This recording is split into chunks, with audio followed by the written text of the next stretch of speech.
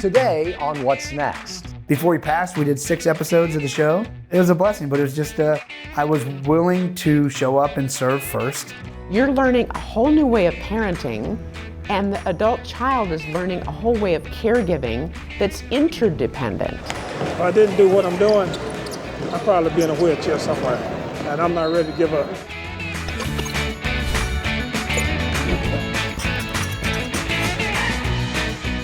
Thanks for joining us for a fresh episode of What's Next. I'm Mark Middleton, and today we're talking about the many ways that giving to others actually enriches our own lives. And of course, it could be through volunteering, through caregiving, helping others in the workplace, or maybe just a random act of kindness for a stranger.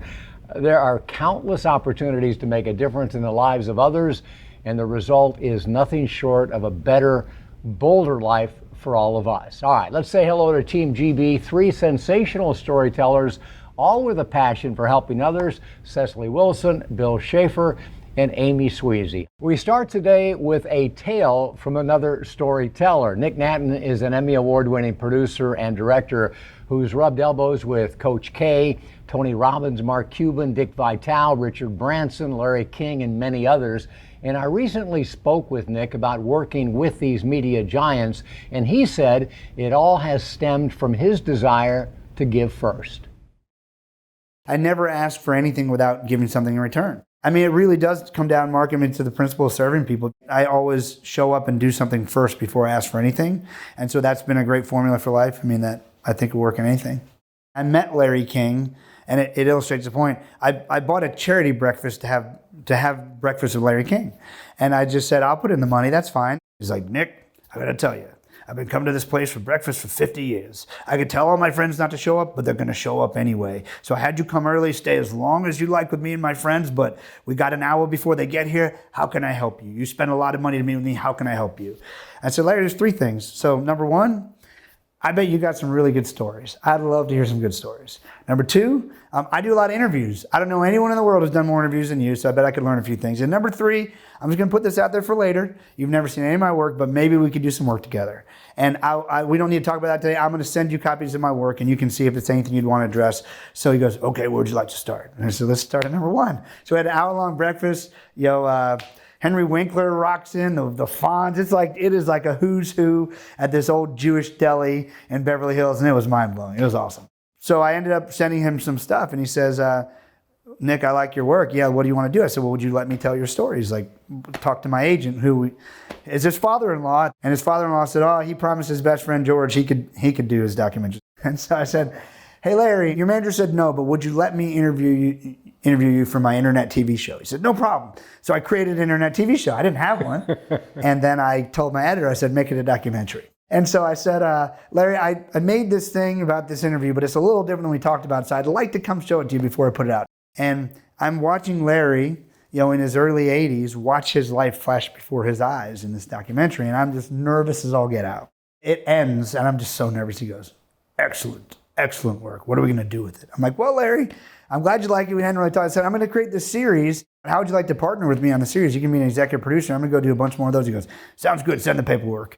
Before he passed, we did 6 episodes of the show, and he loved every one of them. It was a blessing, but it was just, I was willing to show up and serve first for the charity breakfast. Then, would you let me do a story on you? Okay, I had to find a way I could do the story. Okay, I cut it the way I wanted to, but I went, instead of what a lot of people do is just, I got the story I wanted, I'm just gonna put it out. I said, hey, it's a little different than we talked about. Would you mind if I came and showed it to you? And of course he loved it. It's just the way I know how to operate. I'm sure a lot of that was ingrained in me by my parents and others who raised me, just like seeing examples of how you show up and serve people and how to not overstep boundaries, how to create trust by doing the right thing. Nick is a hustler, and I mean that in the best and most positive sense of the word, because he really does give more than he asked for. In fact, he told me that he embraces a piece of advice from Zig Ziglar, the great motivational speaker, who said, if you help other people get what they want, they will help you get what you want. And it's really become, guys, one of the basic tenets of Nick's business, and my gosh, does it seem to be working. What do you guys think? Amy? I love Nick. I know him personally because our daughters went to the same dance studio together, and he's a big deal, right? He's produced and directed and met all these amazing people. And one day, a couple years ago, I had put out on Facebook that I was looking for help with some kind of tax question. I forget what it was, but I was so frustrated for my own small business and I needed help. And Nick called me personally and gave me all this lawyer advice, because he's a lawyer too with all the other things that he does. He didn't have to do that. He didn't have to give freely of his time, never asked anything in return, and just offered this up just to help out a friend. Yeah, I think the magic there, Amy, is what you get when you give, it stays with you. It doesn't wear off. I think when we get, we're always looking to the next thing. What are we going to get next? What are we going to get next? But when you give, that's permanent. It's not superficial. It stays with you. Well, I'm a woman of faith, and so there are several scriptures in the Bible that I really reflect on. Now, I'm not a theologian, so I don't know the exact scripture, but I know it goes something like this. You are blessed to be a blessing, which means you give and it will be given back to you. And so that is what I really stand up, because by nature, I am a giver. I love giving. I love serving. I love making people smile. And so it really is just something that makes your heart and your heart feel warm and joy when you're able to give and not expect anything in return. Nick is very good at one thing begetting the other. He's a guy who knows how to take what is now and turn it into something that's really a cool what's next.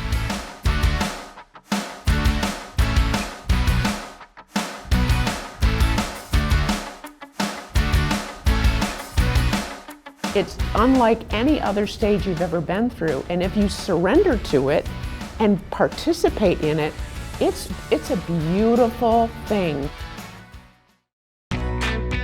Welcome back to What's Next. When it comes to giving back to others, there may not be a more important and often overlooked group than the 53 million Americans who call themselves caregivers. These selfless individuals provide an estimated $500 billion in unpaid care each and every year. And we recently sat down with caregiving expert and author Amy O'Rourke to talk about the keys to open and honest communication when giving care to our loved ones. Once you give up the idea that you've reversed roles, we're not really reversing roles. We're in a new stage in our relationship, and it's a deepening. It's a deepening of that relationship, and what it requires is open, honest communication that is managed with your own feelings and your own desires, and then allowing your child to express to them what their fears are. It's a challenging way. It's not unlike having your child become an adult and then all of a sudden you have to communicate differently. You have to learn a whole way of parenting. This is the same thing. You're learning a whole new way of parenting, and the adult child is learning a whole way of caregiving that's interdependent. It's doing it together. It's unlike any other stage you've ever been through. And if you surrender to it and participate in it, it's a beautiful thing. And a parent can leave the world having had that intimate connection with you that was forged together.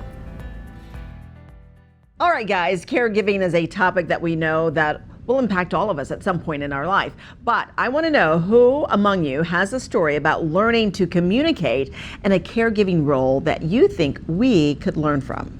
Go about it. Well, I'm kind of in the early stages of this, my sister and I and my mom, because my dad's kind of in the early stages of memory loss. He knows something's wrong, isn't quite sure what's going on yet. So the big thing I think that we're learning is it's not just one conversation and you're done. Like, it is a constant, continual talking about, well, what about this and what about this and how can we support you and how can we help you and what if this changes? And so it's just sort of an ongoing thing that I think we're learning that it is definitely a journey, and it's a brand new journey that we have never taken before.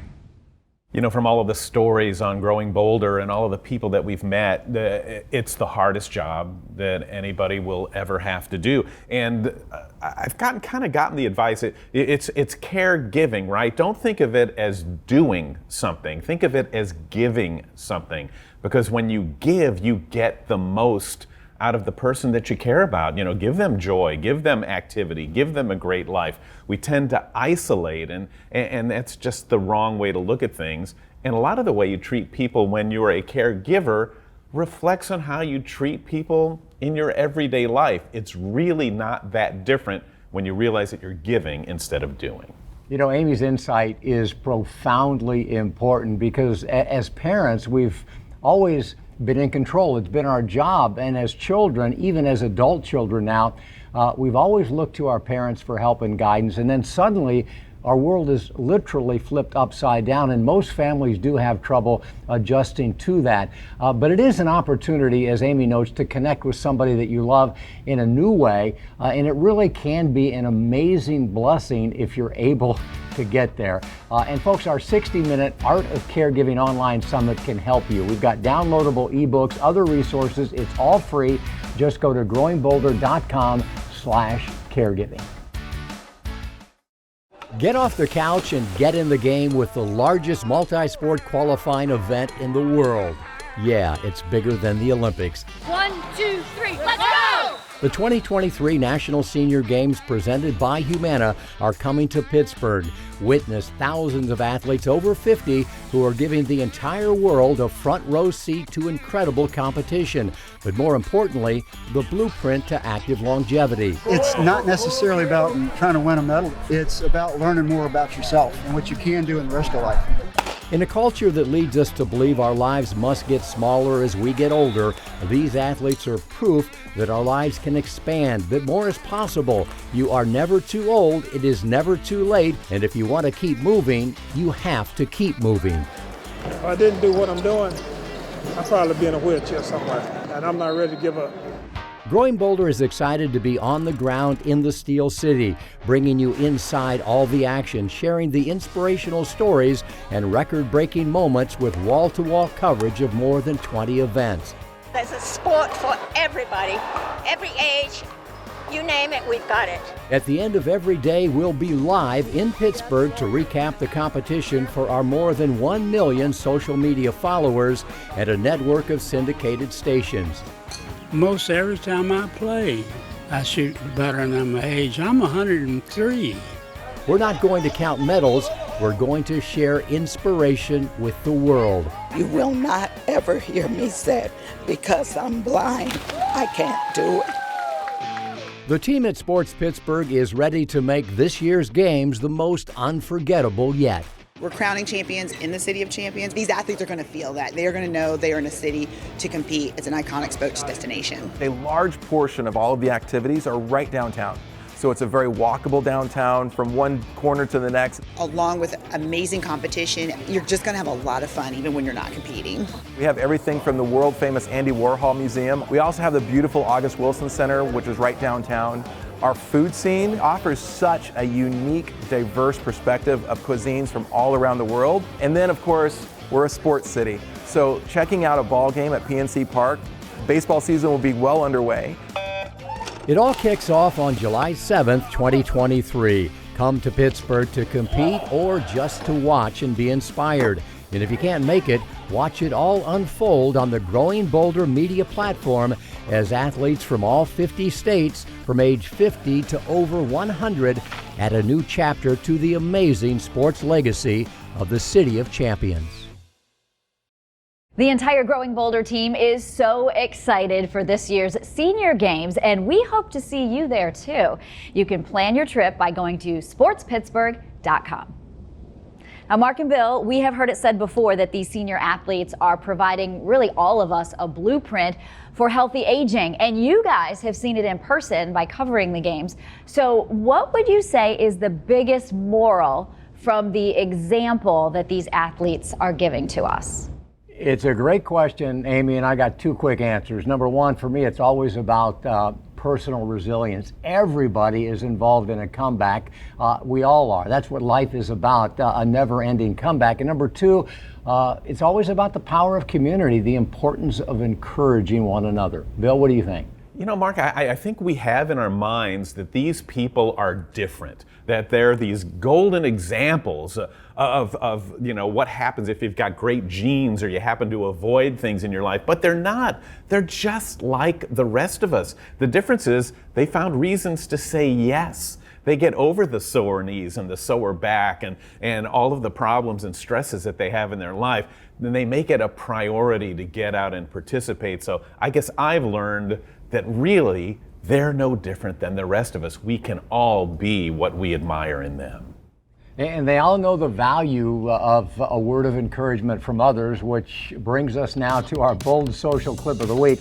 And today it's from the new Growing Bolder TikTok channel. Yeah, we got one. It's a word of encouragement from Benoit Glazer, who left his job as music director for Cirque du Soleil. He created a nonprofit foundation. He built a unique performance space inside his own home, and he's hosted nearly 1,000 concerts for anybody in the community. And we're talking everything from classic to heavy metal, from bluegrass to jazz, from rock to African. I don't want to die rich, I want to live rich. I want to live, and then eventually we're going to die, but I hope I'm broke when I die, that's the idea. And so, because I want to contribute something to the society, to the world. But, I want to leave the world a better place than when I found it.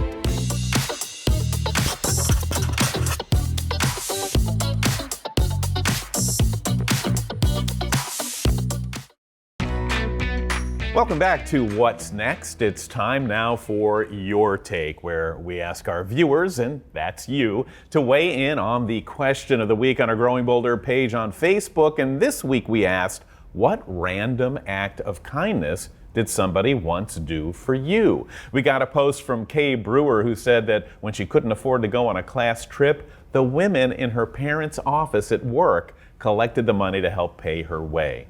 There are a lot of nice people out there who step up to change lives. It happened to Nicole, who said her supervisor sold her a car for just $10 when she didn't have transportation. Jean said that somebody once paid for her dinner without her knowing it, and Sylvia said she was at the checkout line in the supermarket where somebody paid for her groceries $150. Even simple things. A woman named Jill was caring for her husband who had cancer, and their neighbor, without asking, mowed the yard all summer long. So let's ask the crew here, have you guys ever experienced anything like that? Cecily, how about you? I have a friend of mine who, when I went through my transition of losing my home and my job and the whole thing, she came along unexpectedly and realized that I was moving into another place. And she says, well, why are you moving? I says, because I can't afford it. She says, well, I will take care of your rent for the rest of the 6 months. So that was like, I could not even speak to say thank you because I was sobbing. That is amazing. I keep thinking of all of the kind things that people that I know do for me on a regular basis, but I was trying to think, okay, what about a random stranger? And back when I was 30 years ago, brand new reporter, doing my thing, doing the weather in Kalamazoo, Michigan, I was on my way to do the weather live at an event, and I ran out of gas. I was driving my own car, was supposed to meet the photographer out there, ran out of gas. A random stranger came along, and yes, I got in his truck. He could have been a serial killer, but he wasn't, thank God. And I got in his truck, and he drove me down the road to my live shot, and I made it in time, and I will never forget him, and I never got his name, and I never have been able to thank him properly. Isn't it funny how sometimes it's the simplest things? I was a kid. I was in grade school, so it was maybe 5th grade or something like that, and I wrote a fan letter to Dan Kelly, considered one of the greatest hockey announcers of all time, just to, probably in chicken scratch, and he called me. The phone rang one Saturday morning. My mom goes, Dan Kelly's on the phone, and I'm like, get out of here. But you know what? That was the first time I think I felt like everybody counts. This guy's taking the time to call me, a kid. So it was the first time I realized that everybody is important. Amen to that. There have been so many times that people have blessed me with the gift of their time and the favor of their advice. But I have to tell you, the things that I notice on a daily basis, the things that make me want to be more like that are just noticing somebody holding doors, people that always let others go first, someone that's really listening, someone that makes eye contact on the street. It doesn't take much to make a difference. Sociologists, in fact, call it pro-sociality, which is doing something simply to benefit others. Pro-social behavior is something that we definitely need more of these days, and by definition, you have to do it with no expectation of return at all. But there is a direct connection between generosity and happiness, between kindness and well-being. Trite but true, the more we give, the more we get. What's next in all of our lives should be a little more pro-social behavior. We'll see you next time.